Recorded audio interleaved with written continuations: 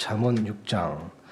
이것도 이제 질문을 받은 거고 예전에도 한번 질문을 받았었고 사실 저도 개인적으로 잠언 말씀 읽을 때 조금 이렇게 모호했던 것이긴 합니다. 그래서 예전에 저도 좀 생각해 본 적이 있던 건데 잠언 6장 16절 한번 보죠.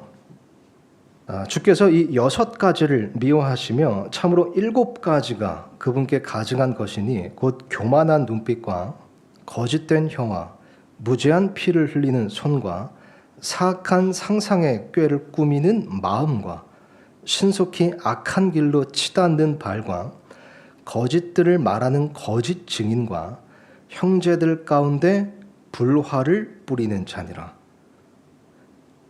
이게 지금 7가지가 열거되어 있습니다. 리스트에는. 근데 이제 위에 시작이 주께서 이 6가지를 미워하시며 참으로 7가지가 그분께 가증한 거대요. 이게 그냥 그 문자 그대로 보면 사실 그러니까 7가지가 열거되어 있는데 하나님께서 6가지 미워하신다면 7가지가 그분께 가증한 거지만 그분께서 미워하신 거는 앞에 나오는 6가지란 말이잖아요. 그러니까 문자 그대로만 보면. 그죠? 근데 이걸 어떻게 해석하세요? 어떻게 해석해야 될까요? 이게 이제 보통 한 3가지 정도로 우리가 해결할 수 있다 이렇게 좀 보는데 하나는 이게 그러니까 관용적인 표현 같은 겁니다. 그러니까 우리도 이제 2-3사람, 뭐 서너 개 이렇게 하는 것처럼 이게 한 6-7개. 그러니까 성경에 보면 이런 표현이 곳곳에 등장해요. 그러니까 용례가 있어요. 그러니까 예를 들면 아모스 말씀 이거 간지해 두시고 잠언 6장에 간지해 두시고 아모스 말씀 한번 가보겠습니다. 아모스에 이런 표현이 좀 많이 나오는데 반복해서 이제 나옵니다. 아모스에 보면 3절부터 나오네. 3절.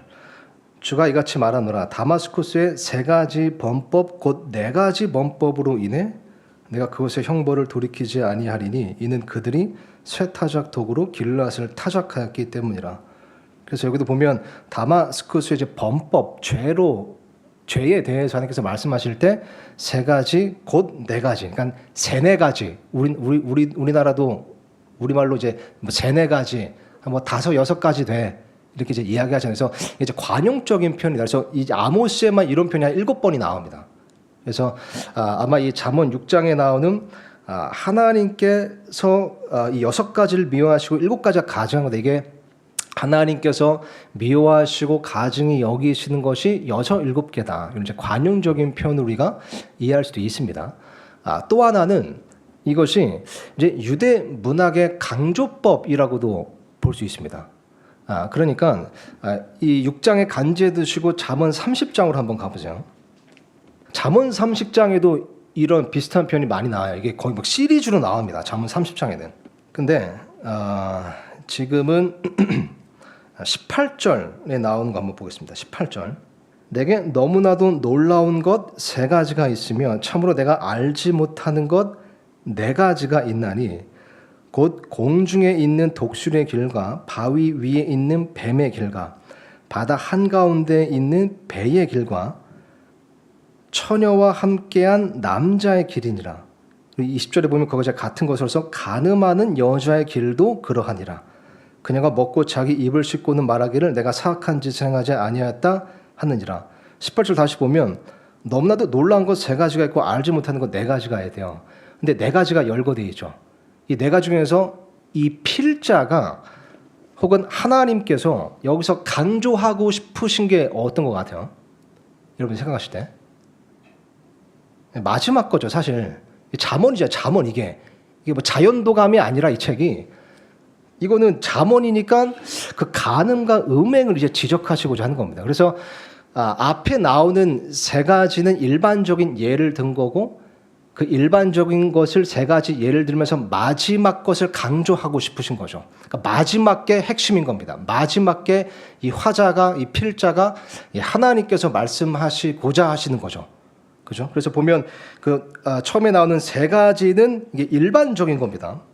그죠? 예를 들면 공중에 있는 독수리의 길, 뭐 바위 위에 있는 뱀의 길, 바다 한가운데 있는 배의 길 이런 것도 일반적인 건데 그것과 같은 것으로서 처녀와 함께한 남자의 길, 간음하는 여자의 길, 간음하는 사람, 음행하는 사람, 또 그렇게 해도 불구하고 자기 합리하는 사람, 이런 사람의 마인드와 이런 사람의 마음과 이런 사람의 삶이 참으로 놀라운 것이고 알 수 없는, 이건 참 부정적인 것이더라고 이야기하는 거예요.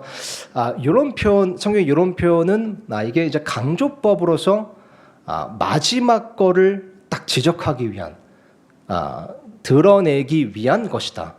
이렇게 이제 볼 수가 있습니다. 그렇게 보자면 잠언 6장으로 돌아오셔서요. 그 용례로 보자면 이 6장에서 하나님께서 미워하시고 또 가증히 여기시는 것으로서 지금 강조되는 게 뭐죠? 마지막 건 거죠. 마지막 거. 형제들 가운데 불화를 뿌리는 자니라.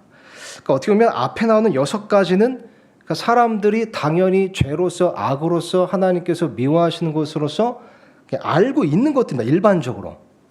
그죠? 그래서 뭐 살펴보면 교만한 눈빛, 뭐 의심할 여지가 없죠. 논쟁의 여지가 없습니다. 거짓된 여, 무죄한 피를 흘리는 손, 사악한 상상의 꾀를 꾸미는 마음, 신속히 악한 일로 치닫는 발, 거짓들을 말하는 거짓증. 이거는 그냥 모두가 동의하는 것들이잖아요. 근데 형제들 가운데 불화를 뿌리는 것, 이것은 사실 좀 우리가 간과할 때가 있는 겁니다. 그래서 마치 하나님께서 저기서 앞에 나오는 6가지처럼 마지막에 나오는 형제들 가운데 불화를 뿌리는 것도 하나님께서 심각하게 생각하는 것으로서 미워하시고 가증히 여기시는 거다. 어쩌면 이 말씀을 하고 싶으신 걸 수도 있습니다. 그래서 아까 잠언 30장의 용례를 볼 때, 그래서 형제들 가운데 불화를 뿌리는 것, 우리는 크리스찬으로서 형제들 가운데, 1차적으로 가족들 가운데도 의미할 수 있게 하죠. 가족들 가운데서 적어도 우리가 불화를 뿌리는 자가 되어서는 안 됩니다. 불화의 씨를 뿌리는 자가 되어서는 안 되겠죠. 더 넓히 자면 우리가 교회 안에서도 형제들 가운데 불화를 뿌리는 자가 되어서는 안 됩니다. 이것이 하나님께서 미워하시고 가증히 여기시는 거다. 그걸 지금 강조하고 또 부각하고 있는 겁니다.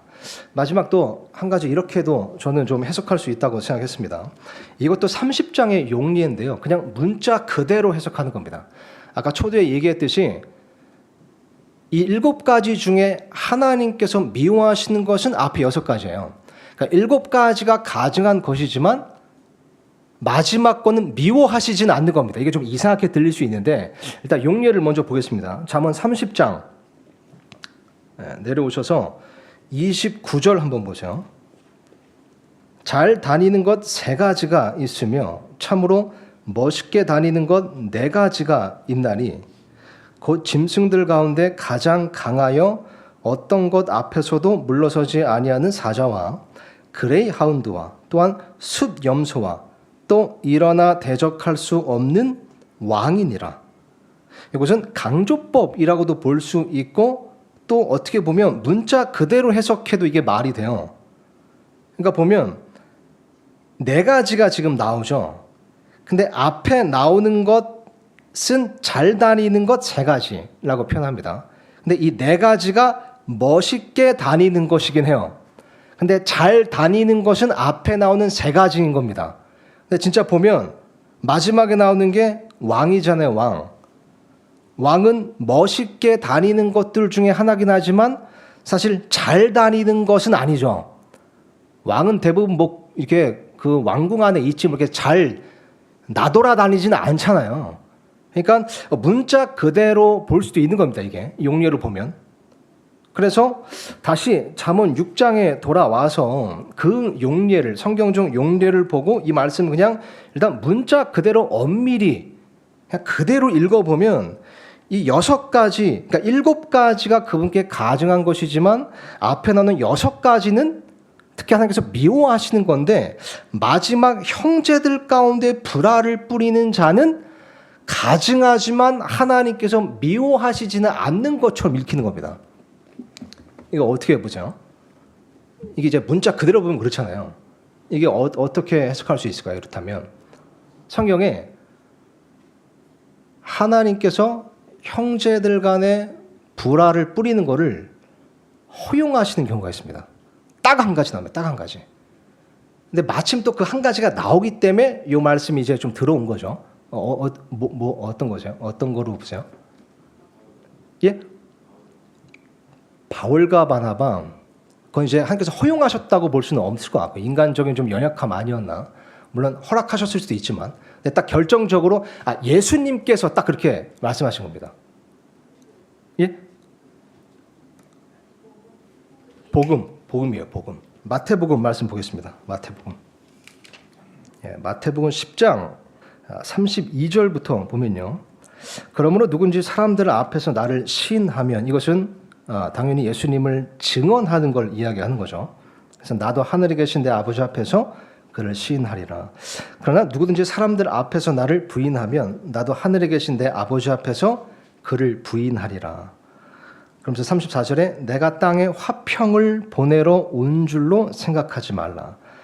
나는 화평이 아니라 검을 보내러 왔노라. 사람이 자기 아버지를, 딸이 자기 어머니를, 며느리가 자기 시어머니를 대적하여 불화하게 하려고 내가 왔나니. 이 가족들은 이제 불화잖아요. 사람의 원수들은 그의 집안에 속한 자들이리라. 그러면서 뭐 쭉 읽어보면 이제 아버지나 어머니를 나보다 더 사랑하는 자는 내게 합당하지 않냐고. 그럼 이제 문맥을 보면 이 예수님께서 불화하게 하려고 오셨다는 게 이제 무슨 말인가? 이제 문맥을 보면 당연히 이것은 예수님의 증인, 그러니까 예수님을 사람들 앞에 시인할 때 그러니까 가족들 가운데서는 그것을 부인하는 사람도 있을 거잖아요. 그러면 당연히 그 가족 안에 혹은 형제들 안에는 불화가 일어날 수 있다는 말이죠. 그러니까 예수님께서 불화를 조장하시거나 아니면 우리가 가족들 형제들 안에서 불화를 조장해야 된다는 말은 전혀 아닙니다. 이거는 이제 열매로서 결과로서 예수님을 사람들 앞에서 시인하다 보면 그러다 보면 불화가 생기는 경우도 있는데 그것을 하나님께서 지금 예수님께서는 그것을 인정하시는 겁니다. 예수님께서. 그죠? 왜냐하면 그것은 복음을 위한 것이었으니까. 그래서 실제로 이제 우리도 복음을 전하다 보면 특히 이제 가족 간에 복음을 전할 때 물론 우리가 복음을 전할 때 지혜롭게 온유하게 사랑 안에서 진리를 말해야 되죠. 그렇기 때문에 우리가 막 이걸 과격하게 전함으로써 형제들 가운데 불화를 뿌리는 것은 우리 탓일 수 있지만 그럼에도 불구하고 최대한 지혜롭게 또 할 수 있는 것을 했음에도 불구하고 불화가 일어날 수 있는 결과는 있다. 그럼에도 불구하고 그 불화를 무서워해서 내가 전해야 될 복음을 전하지 않는 것을 경고하시는 겁니다. 혹은 여기 이제 예수님께서 말씀하신 그 표현 그대로 빌리자면 사람들 앞에서 예수님을 부인하는 일은 없어야 된다는 거죠. 그죠? 그래서 어떻게 보면 이 사실 아까 우리 김종현 원장님 말씀처럼 이 잠언 6장에 대한 해석은 뭐 누구도 뭐 결정 지을 수는 없다고 생각합니다. 그것이 뭐 관용적인 표현이든 유대 문학의 어떤 표현이든 근데 어쨌든 이 말씀은 분명하죠. 예수님께서 말씀하신 것은 예수님께서는 혹은 하나님께서는 불화가 허용되는 경우를 딱 한 가지만 말씀하신 겁니다. 복음을 전할 때. 그래서 이토록 이 복음이라는 게 굉장히 중요하다. 그래서 어떻게 보면 아까 이제 이건 결국 뭐 어디까지 재석이지만 자언 말씀 6장 말씀과 좀 비교해 보면 복음을 가족들 안에서 혹은 형제들 가운데서 전했을 때 어떤 형제가 그걸 듣고 화가 나서 예를 들어서 예수님을 저주한다거나 크리스찬을 저주한다거나 한다면 그것은 하나님께서 보실 때 들으실 때 가증한 일이 될 수는 있죠. 그죠? 그러다 그런 또 과정이 있어야 누군가가 그 안에서 구원을 받을 수 있고 또 처음에는 이게 불화로 시작했지만 사실 이거는 뭐 제가 저희 부모님 가족을 본 것에 대한 이제 간직인데 처음에는 그렇게 시작했어도 결국 그것을 통해서 합력하여 또 선을 이루고 열매를 이루는 일도 있기 때문에 어쩌면 그래서 하나님께서 이것을 미워하시지는 않는 것일 수 있다. 예. 그래서 이게 딱 이제 그것만 보면 이제 비약적이지만 그러니까 우리가 오늘 가져갔으면 좋겠는 것은 잠언 6장의 해석이라기보다 예수님께서 이렇게 하신 말씀. 예. 참 그 화평의 통치자께서 평화의 통치자께서 불화를 말씀하실 정도로 사람들 앞에서 예수님을 시인하는 행위가 얼마나 고귀한 것이고 얼마나 중요한 것인가. 얼마나 예수님께서 이 행위를 복음을 전하고 예수님을 시인하는 행위를 강조하셨는가 중요하게 여기셨는가 이것을 좀 생각해 봤으면 했습니다.